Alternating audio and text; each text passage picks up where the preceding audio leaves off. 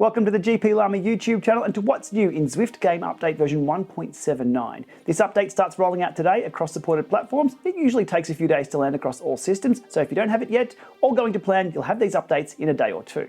Now 1.79 is more of a maintenance release than anything else, including mostly general fixes and some under-the-hood improvements. Pulling up the full changelog, as published by Zwift, fixed an issue that could cause the edges of some gravel roads to end abruptly. I don't see why that needed to be fixed. That's usually where the fun starts on a gravel bike. Next up, improved FTP calculation that mirrors how FTP is determined when completing the grade. Now, further information on this has been supplied by Zwift because that's a little ambiguous in exactly what it means. So what Zwift have stated about that line item is it basically makes the automatic FTP calculation more flexible and consider efforts over both shorter and longer periods of time. It is built on the same tech they used for the grade. Previously in-game, you needed to do a 20-minute effort to automatically update your FTP, or your estimated FTP. Now an effort from as little as 8 minutes to as long as 60 minutes contributes to that estimate. All the usual behaviours are still in place, namely the automated FTP system will only ever increase your FTP, not decrease it. Now just some commentary on that. FTP estimates are just that. They are just estimates based on averages, so there's always going to be some outliers.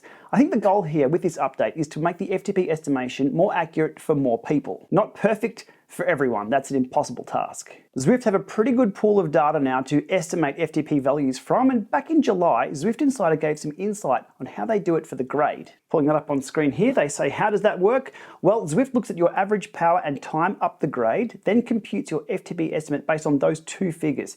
Zwift say they can do this with reasonable accuracy, again, reasonable accuracy, not perfect precision, because they've analysed the results of over 700,000 FTP tests on the platform and computed a curve which, when combined with an average power number and time value, lets them compute or estimate your FTP. So let's see how this goes in game. I think it's a pretty significant update, being able to estimate your FTP from any 8-minute effort. Now, if your FTP estimate is wildly inaccurate, you'll know about it pretty quickly. Your workouts will be way too easy, or you just simply won't be able to get through them. If FTP estimation isn't good for you, then choose one of the set FTP tests, such as the step test, or simply point your bike up the grade and go really, really hard. Anyhow, that's the dot point there, improved FTP calculation and a little bit more information about what's happening at the back end. Next up, fixed an issue that could cause Zwifters riding with robo-pacers to have their drops multipliers unexpectedly reset. I've seen a few posts online about that, should be fixed. Fixed an issue where virtual shifting may not return to the default gear when switching between erg and sim modes during a workout. I do believe there's a few new workouts spotted on Zwift doing exactly this, switching between erg and sim, which is a pretty powerful little training tool. It's something I use in a Llama lab test actually, to go from erg into sim modes for things like sprints. So they've fixed some problems with that and virtual shifting. Improved connection reliability for the Elite Stutterzo smart steering device. Fixed an issue that could cause your avatar not to be centered in the garage preview when selecting headgear glasses and customizing facial characteristics. I guess it's important to show the head on the screen, not your butt, when you're trying new hairdos.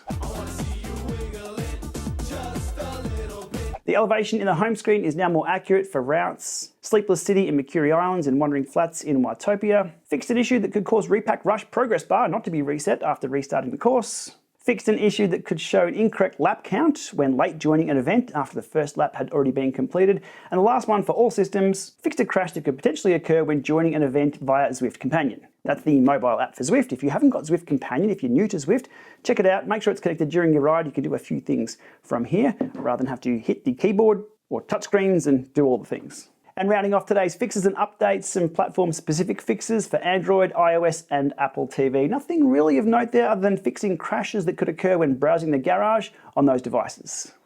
Okay, so that's a wrap of what's new in Game Update version 1.79 landing on Zwift today and slowly rolling out across all platforms in the coming days. As I said in the intro, more of a maintenance update than anything else. And I do think the hero feature is that new in-game FTP estimation, bringing down what was a 20-minute effort or requirement down to an 8-minute effort. And it got me thinking today, after not having a new FTP after my ride, obviously I didn't go hard enough, could I ride up the grade for 8 minutes and 1 second and then turn around? That should, in theory, give me a new FTP estimate without an extra 6 minutes of suffering. But that does bring up another question. Why am I trying to dodge an FTP test? It's pretty short anyway. Could be the reason why my FTP isn't really that great anymore, if I'm dodging those tests. Anyhow, do your updates. As always, likes, subscribes, all helps out here on the channel. Thanks for watching, and we'll see you soon.